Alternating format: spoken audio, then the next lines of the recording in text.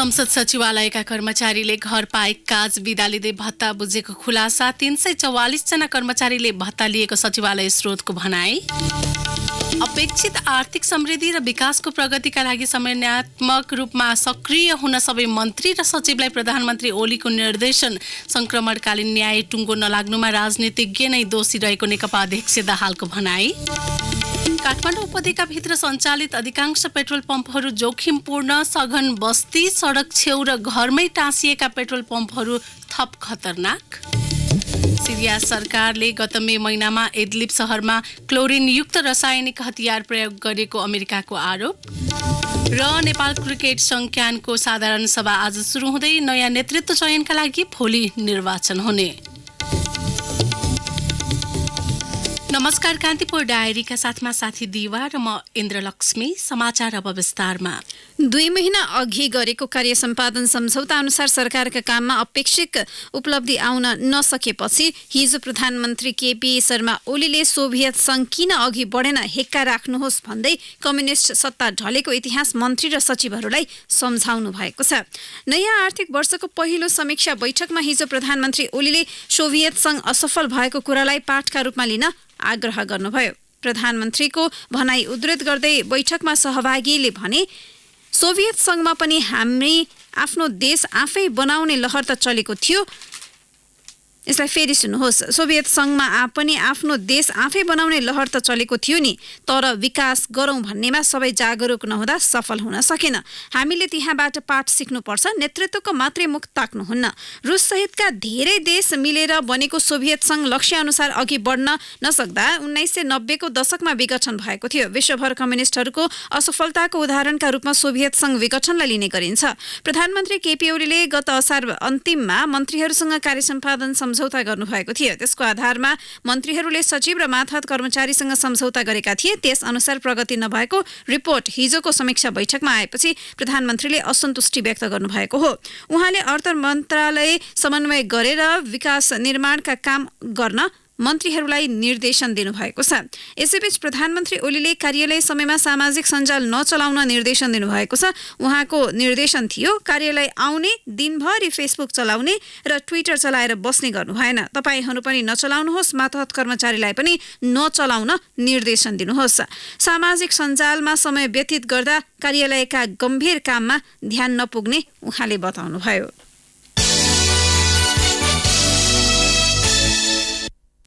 संसद सचिवालयका कर्मचारीले घर पाए काज बिदा लिँदै भत्ता बुझ्दै गरेको भेटिएको छ। आर्थिक वर्ष 2075-76 मा अधिकांश कर्मचारीले कि घर पाए कि दुर्गम ठाउँका लागि काज मिलाएर भत्ता लिएको सचिवालय स्रोतको दाबी छ। कान्तिपुरलाई प्राप्त तथ्याङ्क अनुसार 344 कर्मचारीले सचिवालयलाई आर्थिक भार पर्ने गरी काज लिएका छन्।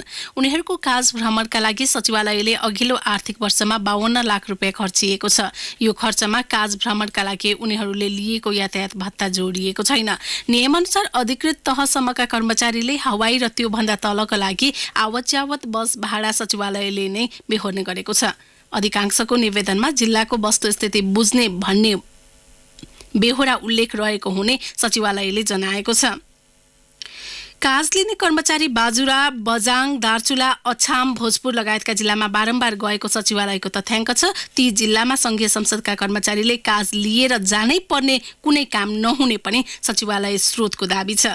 ती जिल्लामा गए बापत दैनिक भत्ताको 10% थप रकम पाइने सचिवालयले उल्लेख गरेको छ। संसद सचिवालयका प्रवक्ता रोजनाथ पाण्डे पनि कर्मचारी बारम्बार काज भ्रमणमा जानुलाई अस्वाभाविक मान्नुहुन्छ। बिना प्रयोजन काज लिने प्रवृत्ति बढेको उहाँको भनाइ छ।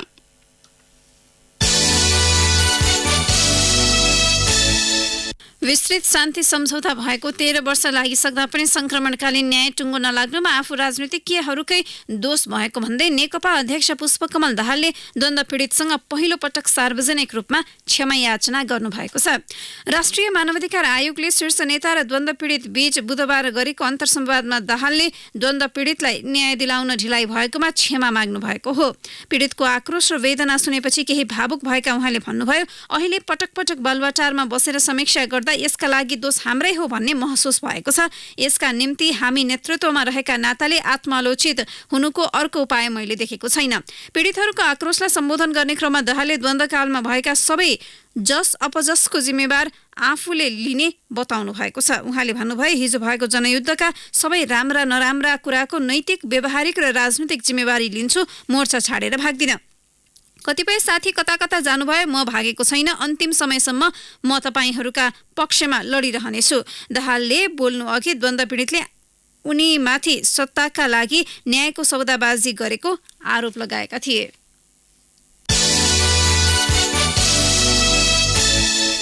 दशैं नजिकिँदै जाँदा यात्रुले टिकट नपाएको गुनासो बढ्न थालेको छ। दशैंकै मुखमा घर जाने तयारीमा रहेका यात्रु टिकट नपाउँदा निराश भएका छन्। पूर्व पश्चिम, मध्य पश्चिम र सुदूरपश्चिम सबैतिरका यात्रुले टिकट काट्न जाँदा बुक भइसकेको सूचना पाउने गरेको उनीहरूले बताएका छन्। यही भिडमा 16 गते घर जाने तयारीमा रहेका जाजरकोटका नवराज शाही ठकुरीले अहिलेसम्म टिकट नपाएको गुनासो गरेका छन्। उता सङ्खुवासभा खाँदबारीका विवश घिमिरेले जहाजमा घर जान टिकटको निकै खोजी गरे पनि आफूले टिकट बुक गर्न नसकेको गुनासो गरेका छन्। काठमाडौँबाट नजिक रहेका जिल्लाहरूका लागि भने आजबाट टिकट बुकिङ खुला हुँदैछ। यातायात व्यवस्था विभागले चाडपर्वलाई लक्षित गरी यात्रुवाहक सवारी साधनका लागि बाटो इजाजत पत्र रूट पर्मिट खुला गर्ने भएको छ। विभागले आगामी आइतबारदेखि 19 गतेसम्मका लागि इजाजत पत्र खुला गरेको जनाएको छ। चाडपर्वमा उपत्यका आवत जावत गर्ने यात्रुको आवागमनलाई सहज र व्यवस्थित बनाउन रूट पर्मिट खुला गरेको विभागका महानिर्देशक गोगन बहादुर हमालले जानकारी दिनुभयो। काठमाडौँ उपत्यकामा अधिकांश पेट्रोल पम्पहरू घना बस्ती बीचमा साँघुरो स्थानमा र जोखिमपूर्ण ढङ्गले सञ्चालित छन्। उपभोक्ताको सुरक्षा र चाप कम गर्न खुला ठाउँमा सुरक्षित मापदण्डका साथ पम्प सञ्चालन गर्ने आयल निगमको प्रस्ताव अझै कार्यान्वयन हुन सकेको छैन। छोटो दूरीका बीचमा रहेका यस्ता पेट्रोल पम्पहरूले कुनै पनि बेला जोखिम निम्त्याउन सक्छन्। कुनै कारणवश एउटा पम्पमा दुर्घटना भए त्यसको क्षति न्यूनीकरण गर्न र अन्य पम्पलाई समेत जोगाउन क्षमता उपत्यकाका स्थानीय तह र सुरक्षाकर्मीसँग छैन। यस्तोमा सघन बस्ती, सडक छेउ र घरमै टाँसिएका पेट्रोल पम्पहरू कुनै पनि बेला विस्फोट हुन सक्ने टाइम बम जस्ता भएका छन्। अब कान्तिपुर सविस्तार। कान्तिपुर सविस्तार। उपत्यकाभित्र सडक किनारमै सञ्चालित पेट्रोल पम्पका कारण काठमाडौँ ठूलो दुर्घटनाको जोखिममा छ। करिब 123 मध्ये 15वटा पेट्रोल पम्प अति जोखिममा छन्। कमजोर सरकारी संयन्त्र र तत्काल हटाउन नीति नहुँदा अहिले पनि ती पम्पहरूले सेवा दिइरहेका छन्। काठमाडौँ महानगरपालिकाको शहरी सुव्यवस्था महाशाखा प्रमुख हरि कुँवरको संयोजकत्वमा 5 सदस्यीय टोलीले 1 महिना लगाएर गरेको अध्ययनले उपत्यकाभित्रका अति जोखिममा रहेका 15 पम्प तत्काल हटाउनु पर्ने निष्कर्ष निकाल्यो। तर कानून अभावमा कार्यान्वयन भएन। 54 सालदेखि यतापट्टि नयाँ खोलेको अवस्था छैन मानव क्षेत्रभित्र। त्यो बेला जुन किसिमको कानून थियो त्यो कानूनले हार्ड एन्ड फास्ट गर्ने अवस्था थिएन। कानूनमा अलिकति उनीहरूलाई संरक्षण गर्ने सक्ने अवस्था छ। त्यसकारणले यसलाई कानूनै परिवर्तन गरेर अगाडि बढ्नुपर्ने स्थिति भएकोले अहिले कानूनको प्रक्रिया अगाडि बढाएको छ वाणिज्य आपूर्ति मन्त्रालय मार्फत। कानूनले गाइड नगर्दासम्म यी सबै कुराहरूलाई हामीले चाहिँ कडाइका साथ अगाडि बढाउन सक्ने अवस्था देखिएन। तर तालुकदार मन्त्रालय, उद्योग वाणिज्य तथा आपूर्ति सुझाव समितिको कुरा मान्न तयार छैन। मन्त्रालयकी उपसचिव उर्मिला केसी, आयल निगमकै नायब कार्यकारी निर्देशकको संयोजकत्वमा एउटा कमिटी गठन भयो थियो। त्यो कमिटीले चाहिँ अब रिपोर्ट चाहिँ मलाई दिए जस्तो लागेको छैन। पनि त्यो विषय हाम्रो नि चासोकै विषय छ। जुन लागेर अनि एनओसीलाई चाहिँ निर्देशन दिएको ल हटाउनु पर्यो। पेट्रोलियम पदार्थको सबै जिम्मा त एनओसीलाई दिन्छौ नि। के कति दूरीमा राख्ने, कस्ता पेट्रोल पम्प राख्ने मापदण्ड भित्र छन् कि छैनन्। सडक विभागका सडक सुरक्षा तथा ट्राफिक शाखाका प्रमुख दीपा राई अनुगमन पश्चात तत्काल पेट्रोल पम्प हटाउन सकिने अवस्था हुँदाहुँदै अन्य निकाय कानून बाधक भयो भन्दै पञ्चायतको गुनासो गर्छन्। सडक विभागले मात्र हटाउने भनेर चाहिँ अगाडि बढेर त यो सम्भव हुन्न। यसमा चाहिँ सडक विभाग, महानगरपालिका, आयल निगम अनि त्यसरी पुलिस प्रशासन सबै बसेर चाहिँ छलफल गरेर चाहिँ एउटा निचोड निकाय निकाल्यो भने केही न केही चाहिँ निस्केला। नत्र एउटा मात्र निकाय चाहिँ अघि बढ्दा केही चाहिँ अब कानूनमा नलेखेको भएर सम्भव नहोला होइन। कि चाहिँ अब सरकारले नि केही स्पष्ट चाहिँ एउटा चाहिँ नीति बनायो भने सम्भव होला। नत्र चाहिँ ठ्याक्कै एउटै मात्र निकायले चाहिँ अहिले चाहिँ हटाउन चाहिँ अलिक गाह्रै पर्ला। जोखिममा रहेका पेट्रोल पम्प तत्काल हटाउने अख्तियारी ओइल निगमसँग छ। तर निगमका निमित्त कार्यकारी निर्देशक सुशील भट्टराई स्पष्ट नीति नहुँदा नहुँदै अनुगमन गर्ने, प्रतिवेदन तयार पार्ने अनि कानून भएन भन्दै एकअर्कालाई दोष लगाएर पन्छिने प्रविधि बढेको दाबी गर्छन्। हाम्रो कुनै पनि त्यो पम्पहरूसँग चाहिँ यसलाई राखिरहनु पर्छ, यिनीहरू जोखिममा चलाइरहनु पर्छ भन्ने मान्यतामा हामी छैनौँ। हामीले ती पम्पका विक्रेताहरूलाई पनि तपाईहरु जहिले चल्नुहुन्छ चल्दाखेरि चाहिँ सेफ्टी सुरक्षाका अहिले नियमित अनुगमनले पनि हाम्रो हेरिरहेको छ, जस्तो फायर फाइटिङ छ कि छैन। तर ट्राफिकले साह्रै नै समस्या भएर यी पम्पलाई चाहिँ अब चाहिँ समस्या भयो, यसलाई चाहिँ यहाँबाट हटाइदिउँ भनेर हामीले कुनै निकायले लेखेर आउने बित्तिकै हामीले तुरुन्तै हटाइदिइहाल्छौँ, बन्द गरिदिइहाल्छौँ। काठमाडौँ उपत्यका भित्रका पेट्रोल पम्पमा अहिले पनि सिन्डिकेट जारी छ।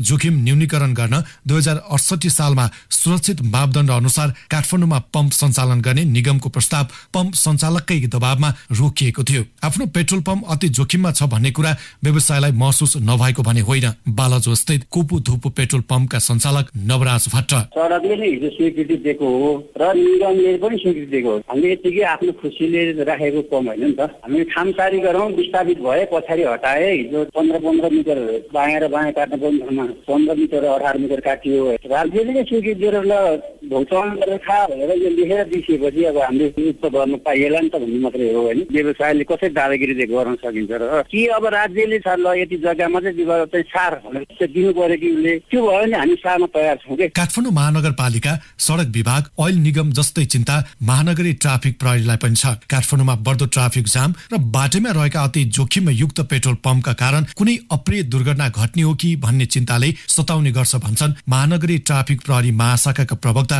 रवि कुमार पौडेल। सडकमा भएका पेट्रोल पम्पहरूमा चाहिँ हटाउनु पर्छ भने हामीले वर्षौंदेखि भनिरहेको त्यो एकदम जरुरी पनि हो, आवश्यकता पनि हो, त्यो गर्नुपर्छ त्यो। किनभने सडकमै जोडिएर रहेका पेट्रोल पम्पहरूले भोलि चाहिँ दुर्घटना भयो भने त्यसले ठुलो क्षति हुन्छ। त्यो भएको लागि त्यसका चाहिँ पेट्रोल पम्पहरू चाहिँ हटाउनु पर्छ भन्ने चाहिँ हाम्रो पहिलेदेखि चाहिँ होइन हामीले सुझावहरू दिइरहेका छौँ। नेपाल ओइल निगमका अनुसार काठमाडौँ उपत्यकामा 123, ललितपुरमा 29 र भक्तपुरमा 20 वटा पम्प सञ्चालनमा छन्। निगमले तयार पारेको पेट्रोलियम पदार्थ बिक्री वितरण सम्बन्धी नयाँ नियमावली अनुसार बिक्री स्थल निर्माणका लागि हिमाल, पहाड र तराईमा फरक फरक मापदण्ड छ। निगम विक्रेता तथा सरकारी संयन्त्रको मेलमत्वमा कागजी प्रक्रिया पूरा गर्ने तर व्यावहारिक प्रक्रिया नअपनाउने प्रविधिका कारण पनि अधिकांश पम्प जोखिममा भेटिएका हुन्। सुरक्षाका दृष्टिले अति संवेदनशील र बिक्री गर्ने पदार्थ अत्यन्त प्रज्वलनशील भएकाले पनि पेट्रोल पम्पहरू शहरको बीचमा हुनु त्यति सुरक्षित होइन। तर मापदण्ड पूरा नगरेका पम्पहरूको निर्बाध सञ्चालनले काठमाडौँ उपत्यका कुनै पनि बेला विस्फोट हुने बममाथि रहेको अत्यास लाग्दो यथार्थलाई कसैले नकार्न सक्दैन। रेडियो कान्तिपुरका लागि सन्तोष गन्धर्व। कान्तिपुर सविस्तार।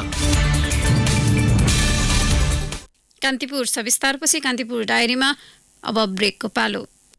ब्रेकपछि अब बाँकी प्रसङ्ग। सरकारका प्रवक्ता सञ्चार तथा सूचना प्रविधि मन्त्री गोकुल बास्कोटाले चीनका राष्ट्रपति सी जिनपिङ नेपाल भ्रमणमा आउने सुनिश्चित भइसकेको बताउनु भएको छ। उहाँले भ्रमणको तिथि भने समय क्रमसँगै टुङ्गो लाग्ने बताउनु भएको छ। सञ्चार मन्त्रालयमा हिजो आयोजित पत्रकार सम्मेलनमा सञ्चार मन्त्री बास्कोटाले सरकार चीनिया राष्ट्रपतिको भ्रमणको तीव्र प्रतीक्षामा रहेको बताउनुभयो।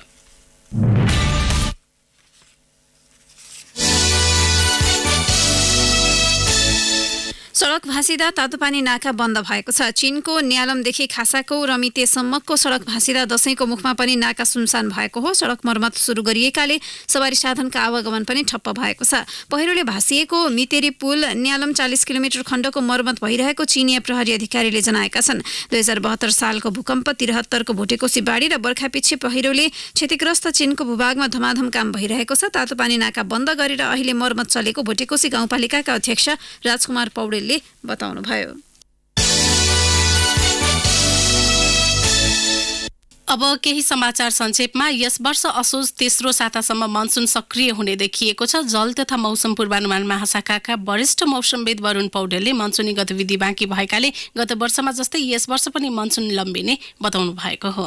संघीय संसद सचिवालयमा दर्ता भएका 8 विधेयक र 4 सन्धि सम्झौता सदनमा पेशै नभई विधेयक शाखामा थन्किएका छन्। वैशाख 16 देखि असोज 2 गतेसम्म करिब 4.5 महिना चलेको चौथो अधिवेशनमा ती विधेयक र सन्धि सम्झौता सदनमा प्रवेश पाएका छैनन्। राष्ट्रिय ध्वजावाहक नेपाल वायु सेवा निगमको दिल्ली काठमाडौँ उडान नियमित नहुँदा भारतबाट फर्कने नेपालीले शास्ति बेहोर्नु परेको छ। काठमाडौँबाट बाहिर जान हिजोसम्म करिब 59,000 यात्रुले अग्रिम बुकिङ गरिसकेको महानगरीय ट्राफिक प्रहरी महाशाखाले जनाएको छ। दशैं तिहार नजिकिएसँगै काठमाडौँबाट बाहिरिने यात्रुको संख्या दिनानुदिन बढिरहेको छ। काठमाडौँमा बसोबास गर्दै आएका र व्यापारीलाई यति बेला राजधानी बाहिरिने र भित्रिने हतारो बढेको छ।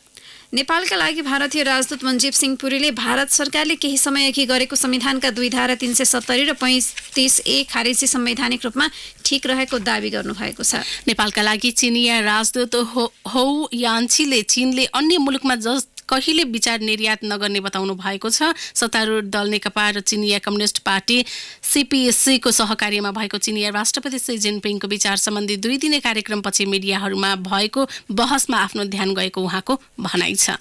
र पाटन दरबार स्क्वायर परिसरको देगु तलेजु मन्दिरको पुनर्निर्माण दशैं तिहारपछि सुरु हुने भएको छ। कान्तिपुर डायरीमा पुनः ब्रेकको पालो। ब्रेकपछि अब आर्थिक प्रसङ्ग।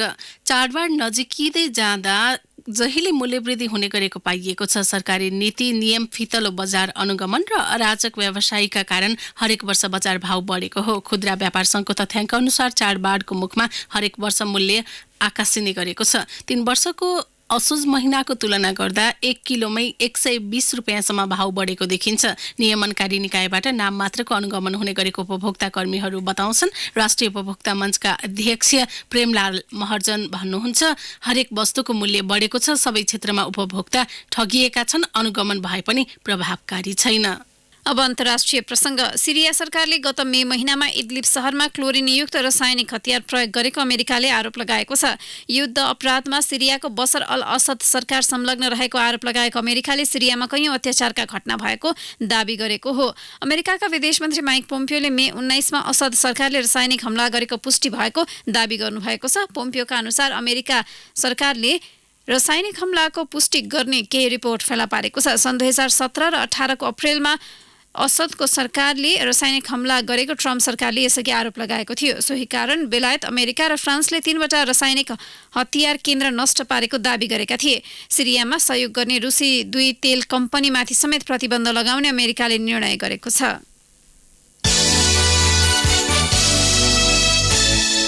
अब एउटा खेल समाचार। नेपाल क्रिकेट संज्ञानको विशेष साधारण सभा आज हुँदैछ। नयाँ नेतृत्व चयनका लागि हुन लागेको साधारण सभा राजधानीको एक होटलमा दिउँसो 1:30 बजे सुरु हुनेछ। आज साधारण सभाको उद्घाटन सत्र र निर्वाचन सम्बन्धी कार्यविधि तय हुनेछ।